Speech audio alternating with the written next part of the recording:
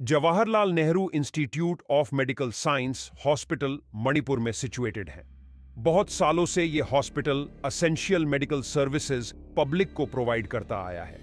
पर इस हॉस्पिटल के बारे में बहुत सी अफवाहें हैं जो अब धीरे धीरे बढ़ती ही जा रही हैं, और इन अफवाहों की माने तो ये जगह हांटेड है। कहा जाता है कि यहाँ गायनाकोलॉजी डिपार्टमेंट और उसके पास वाले वॉशरूम और कॉरिडोर रात के समय में सेफ नहीं है। ऐसी ही एक रात को नर्स नेहा, जिसने JNIMS हॉस्पिटल हाल ही में ज्वाइन करा था, रात को गायनाकोलॉजी डिपार्टमेंट में एक पेशेंट को अटेंड कर रही थी कि तभी अचानक से उसे कॉरिडोर में किसी के रोने की आवाज आई। उसने सोचा कि इतनी रात को कौन रो रहा है, तो वो कॉरिडोर में जाकर चेक करने लगी। उसे कॉरिडोर में भी रोने की आवाज तो आ रही थी, लेकिन उसे कोई दिख नहीं रहा था। उसे ये सब बहुत अजीब लगा, तो वो कॉरिडोर में इस आवाज की ओर बढ़ने लगी। वो कॉरिडोर के एंड तक पहुंच गई, लेकिन पूरे कॉरिडोर में किसी इंसान का कोई नामो निशान नहीं था। नेहा घबराने लगी थी क्योंकि आवाज और तेज होती जा रही थी, पर वहां कोई भी नहीं था।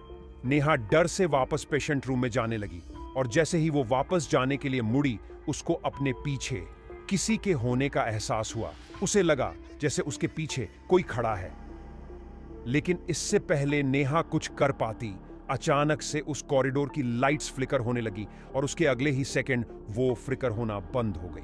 नेहा को एहसास होने लगा कुछ तो जरूर कुछ इननेचुरल हो रहा है।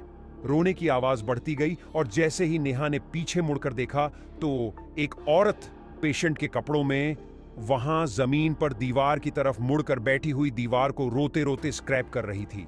बार बार बस यही बोल रही थी, मेरे साथ गलत हुआ मेरे साथ। ये देखकर नेहा एकदम सुन पड़ गई थी, जैसे नेहा की बॉडी ही फ्रीज हो गई हो।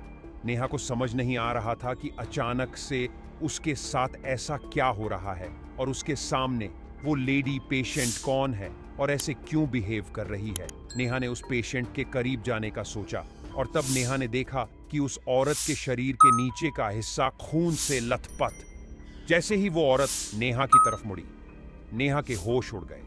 उस औरत के हाथ में एक मरा हुआ बच्चा था, और वो उस बच्चे को लेकर नेहा की तरफ ही चलते हुए आ रही थी। पूरे कॉरिडोर की लाइट्स दोबारा फ्लिकर करने लगी। औरत आगे बढ़ते हुए बार बार यही बोले जा रही थी, मेरे साथ गलत हुआ, तुम सबने ये अच्छा नहीं किया, तुमने मुझे मार डाला। नेहा बहुत डर चुकी थी, और वो अपनी बॉडी को मूव ही नहीं कर पा रही थी। सामने से आ रही उस खून से लटपट औरत की आंखों में इतना गुस्सा था कि नेहा का दिमाग चलना बिल्कुल बंद हो गया था। नेहा ने बहुत हिम्मत की, और किसी तरह वो वहां से भागकर उस फ्लोर के वॉशरूम में जाकर छुप गई। उसने अपनी पॉकेट से फोन निकालकर किसी को मदद के लिए बुलवाने का सोचा, लेकिन जब उसने अपनी पॉकेट में हाथ डाला कि उसने अपना फोन तो गायनाकोलॉजी डिपार्टमेंट में ही छोड़ दिया था। वो रात नेहा काफी देर तक अकेले ही उस वॉशरूम में डर के मारे छुपी हुई थी। उसे डर था कि बाहर उसका सामना उसी भयानक औरत से हो जाएगा। तभी अचानक से बाथरूम के दरवाजे पर जोरों से खटखट हुई, और फिर अचानक बंद हो गई। इस सब के बीच नेहा की नजर उस बाथरूम में लगे एक बड़े से शीशे पर गई, और उस शीशे में उसे कुछ ऐसा दिखा जिसे देखकर नेहा कांप उठी। उस मिरर की रिफ्लेक्शन में वही खून से लथपथ औरत नेहा के ठीक पीछे खड़ी थी। नेहा डर के मारे पीछे मुड़ी, लेकिन वहां कोई नहीं था। नेहा को लग रहा था कि वो पागल होती जा रही है। वो बस कुछ भी करके उस वार्ड से निकलना चाहती थी।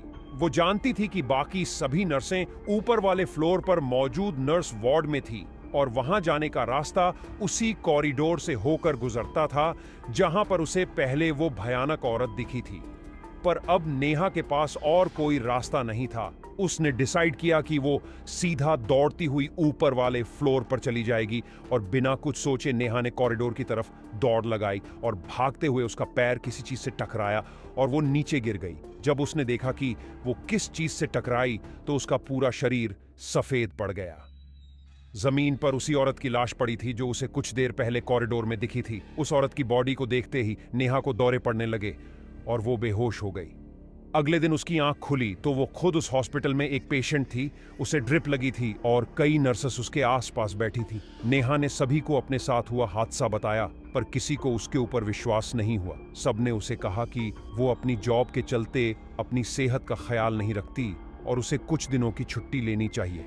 उसी दिन की शाम को, जब नेहा के रूम में कोई नहीं था, एक बूढ़ी नर्स वहां आई, और उसने नेहा को बताया कि वो उस पर विश्वास करती है, और जो औरत उसे कल रात को दिखी उसका नाम सोनिया था। करीबन 20 साल पहले सोनिया को अपनी प्रेगनेंसी की लास्ट वीक में एक एबनॉर्मल पेन हुआ था और उसके चलते उसे हॉस्पिटल में एडमिट किया गया था। प्रेगनेंसी में कॉम्प्लिकेशंस के चलते डॉक्टर्स ने सोनिया की फैमिली को बताया कि उनके बच्चे सोनिया में से वो किसी एक को ही बचा सकते हैं। फैमिली ने बच्चे को बचाने का डिसाइड किया, पर इस कॉम्प्लिकेटेड ऑपरेशन में सोनिया और उसके बच्चे दोनों की ही मौत हो गई और कुछ समय बाद ही सोनिया के हस्बैंड के घर में एक बहुत भयानक आग लग गई और उसका पूरा परिवार जलकर मर गया। उस दिन के बाद कई लोगों ने सोनिया की आत्मा को देखा है। उसकी आत्मा इसी हॉस्पिटल के गायनेकोलॉजी डिपार्टमेंट में भटकती रहती है। ये सब सुनते ही नेहा के होश उड़ गए। उसने तुरंत अपनी नौकरी छोड़ दी, यहां तक कि उसने दूसरे हॉस्पिटल्स में नाइट शिफ्ट्स लेना भी बंद कर दिया। आपको क्या लगता है, क्या JNIMS सच में हॉन्टेड है? कैसी लगी आपको ये कहानी, हमें जरूर बताइए। और अगर आपको यह कहानी अच्छी लगी तो हमारा channel the eagle mindset story subscribe करना बिल्कुल मत भूलिएगा।